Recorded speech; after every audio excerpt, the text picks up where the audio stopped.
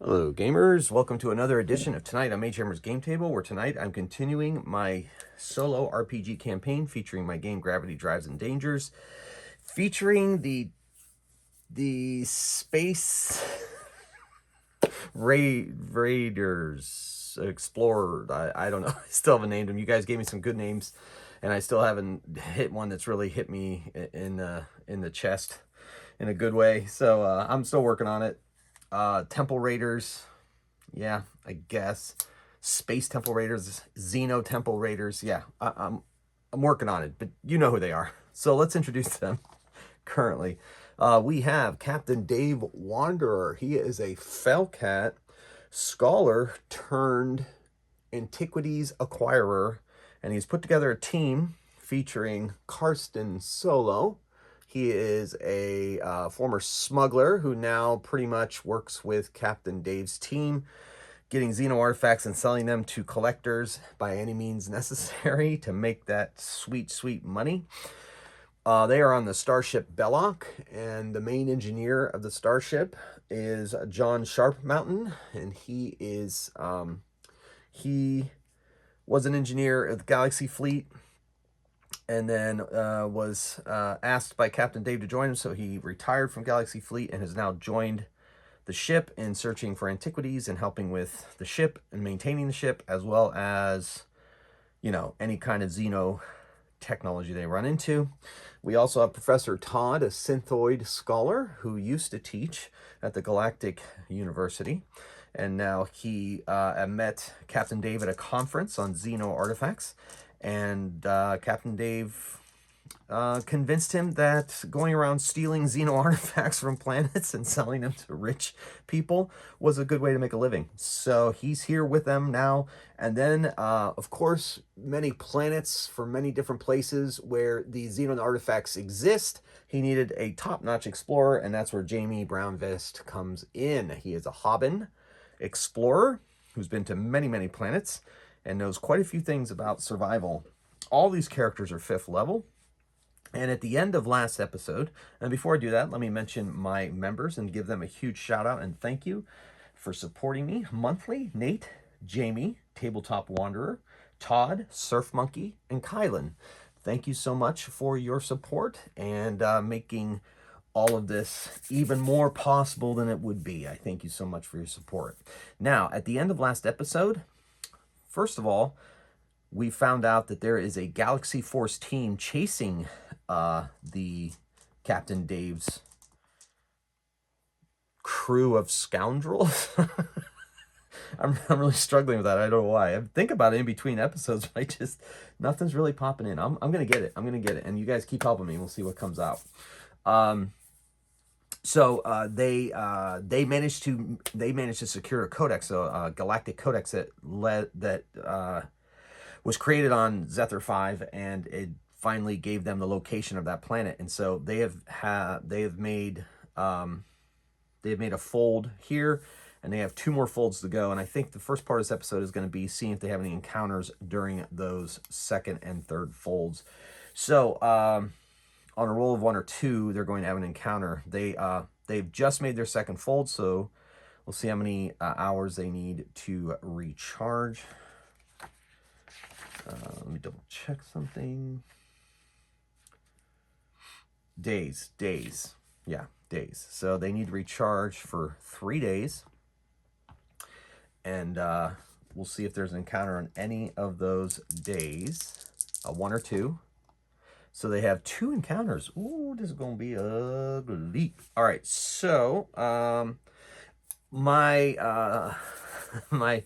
my generator for random events thing, my son took back to college, so I no longer have access to my Star Trek Adventures. I guess I have the PDF, but I didn't plan ahead, so I'm just going to kind of play off the cuff, which is how I prefer to play anyway.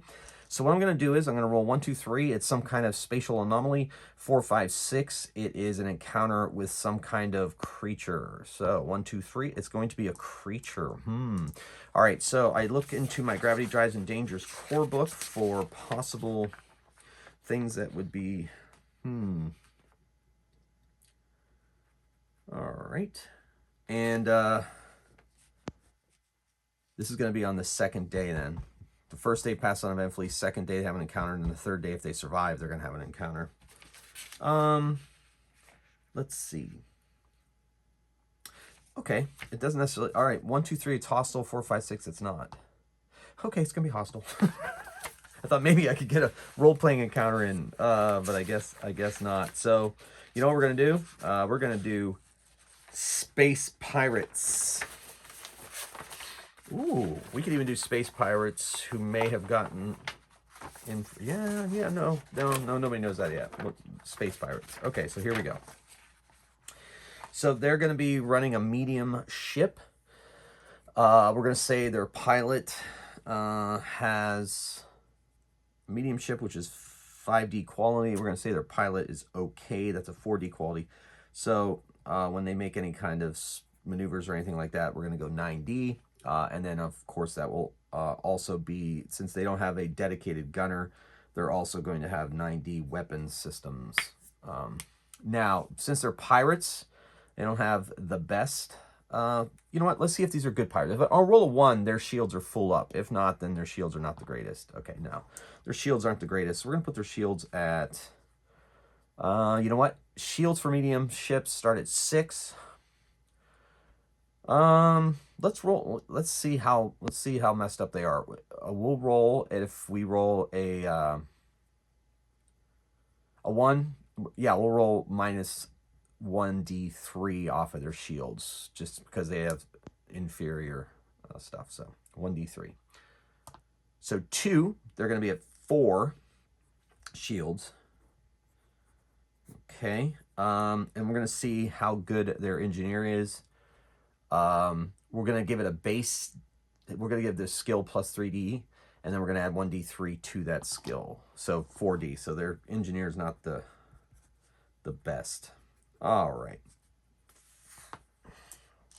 So while their fusion drive is recharging, and John SharpMountain, their engineer, is overseeing that in the engine room, Jamie says, "Captain, we got a ship has just folded in near us, and it's heading our way. Uh-oh. I don't like the signature on it." "All right. Our shields are intact, eh?" "Looks that way." "Yes, they absolutely are. Full power. We're good to go." "All right, then. Don't fire on them unless they fire on us first. See if we can open up communications. Go ahead, Professor. Open up a channel." "All right. I did. There we go." "Thanks, Prof. All right. Hello. This is the freighter Belloc. We are minding our own business. And who am I speaking to?" "Yeah. How you doing?" "My name is Captain Frakes. And we're looking for we're looking for some booty." "Treasure." "Well, I'm afraid that you're barking up the wrong tree. We're just, we're transporting. We're transporting. Oh my gosh, I should just stop talking Japanese. Yeah, we don't. We're in between runs. We don't have much at all. We're just transporting ourselves." "Yeah, I doubt that. We've scanned your ship. There's some stuff on it, and we want that stuff."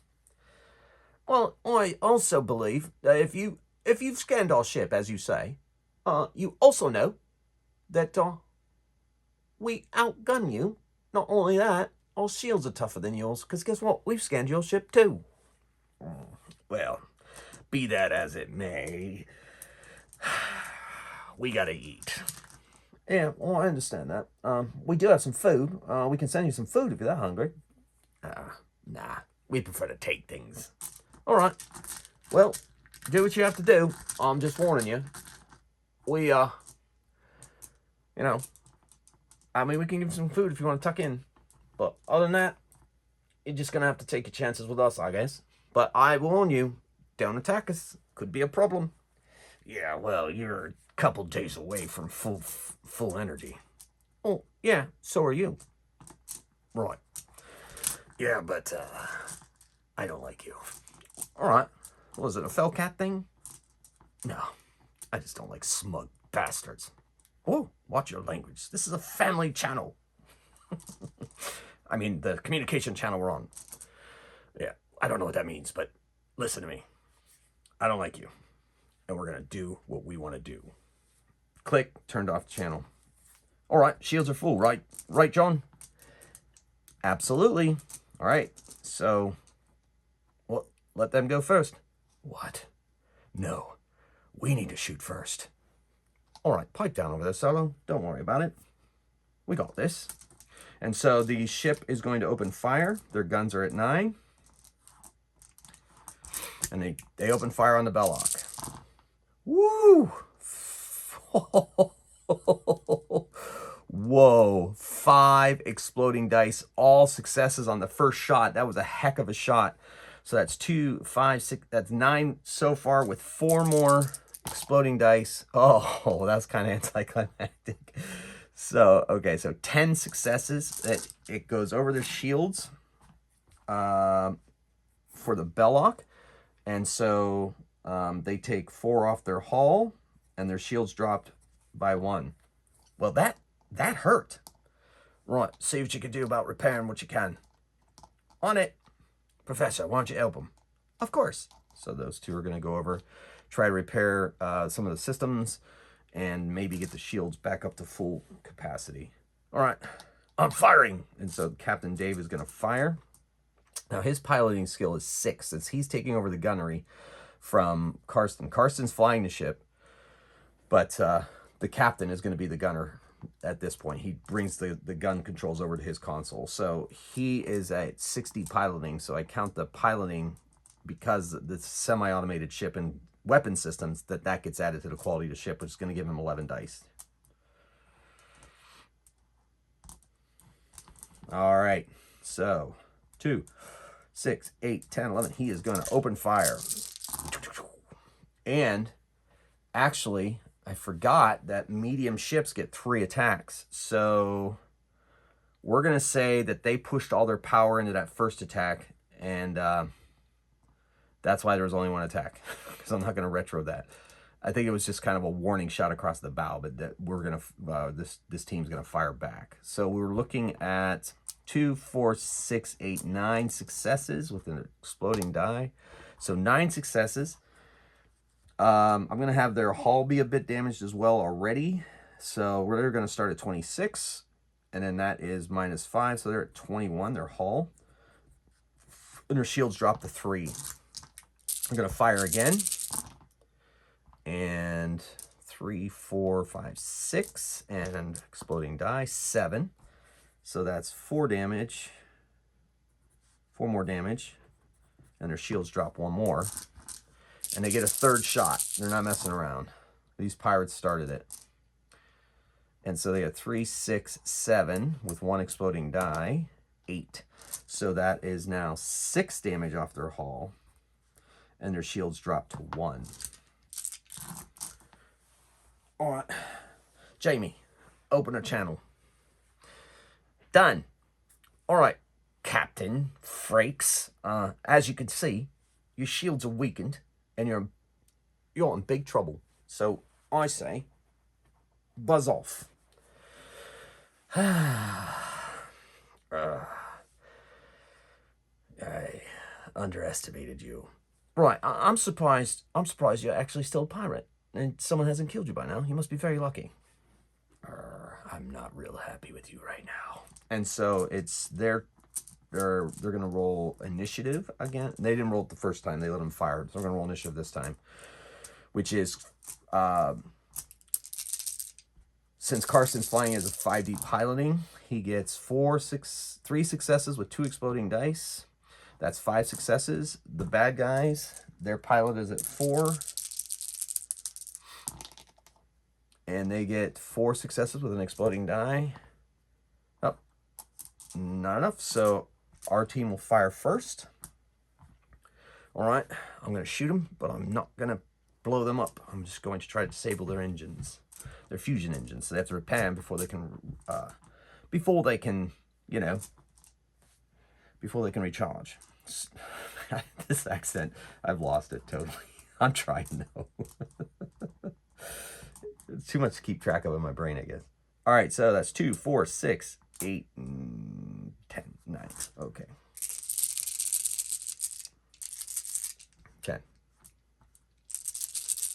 And since he's trying to not destroy them completely, I'll take off 2 dice because it's harder to do that. And that's 3, 4, 5, 6. Off of 1 shield is 5 damage. That's 6.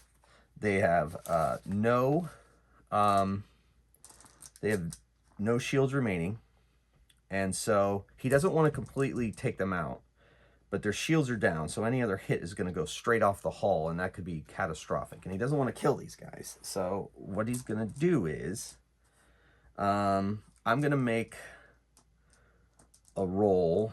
I'm going to have him make a piloting roll, I guess, because that's because of the automated systems, it's going to be the same as gunnery. And he is going to, if he rolls, he needs to roll DL, say DL5 for this last shot to just hit their engines. That one took down their shields and damaged their hull. This one now, well, maybe opened up the space to take out their engines. If he can take out their engines, then they will be, they may have to work on backup power just for their life support while they go to effect repairs. All right, so he gets it. There's 5 right out of the gate, plus an exploding die. 6. Yeah, 6 successes. That's enough. So the ship is now disabled. And in the meantime, while that's happening, John is going to make a repair roll, and he has 8 dice for repair rolls. And then I'm going to add 2 because the professor is helping him. And the professor has repair as a secondary skill because he is a synthoid. And he has been repaired since. John repaired him since from the injuries he sustained down on the planet. All right, so we're going to roll to fix it. So my starship repair rules, they need to make a DL4. And then just make sure you all understand what I'm here. Repair in action, DL4, and then roll successful. They restore 1d3 hull points and 1d2 shields. But with this amount of dice, they should be able to repair fairly easily, and they do. So now it is 1d3 plus 1 hull points. So that's 2 hull points reset. Not quite full. And then 1d2 shields. And one on the shields, which is that they got the shields back to full power, and the hull is basically okay, but it might take some more time to repair that as well. But since they're out of combat, we're just going to have that happen automatically between the 2 of them. And then they fly off of the fusion drive to get far away from the pirates, while the pirates try to effect repairs and make their way. But, you know, that's what you get when you mess with the Belloc. Okay. So now it's the 3rd day, and at the end of this day, they'll be able to fold. We'll see what kind of encounter they have. 6, so that's a creature encounter. 1, 2, 3, it's non-hostile. 4, 5, 6, it's hostile. It is non-hostile. Okay, it'll be fun. Okay, so Professor's back at his console. All right, Captain, I am sensing an approaching vessel, but it's unlike any vessel I've ever seen. What do you mean? Well, it is, it's putting out biosigns. Oh, fascinating, says Professor Todd. That's fascinating. Yeah, right, I agree. So, how big is it? Here, I'll send the stats over to your console. I'll send it to everybody's console. Oh, that thing is massive. Yeah, and it's heading right for us. Oh, yeah. Let's get up above it. I'll take us up above it. Karsten, take us up above that. So Karsten gets them up above the huge space whale that is floating towards them and past them. And as it goes by, they feel vibrations on the ship's hull, which then is translated by the sensors of the ship into like a song like a moaning, like.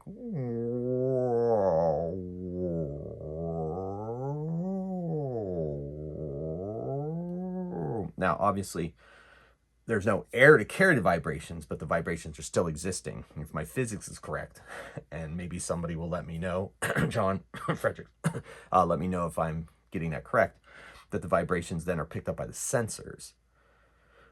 But I don't know. Do the vibrations travel if there's no conductor? I don't know. Anyway, but for the purposes of this encounter, they sense whale song, or we could make it a psi power and they sense its song in their minds.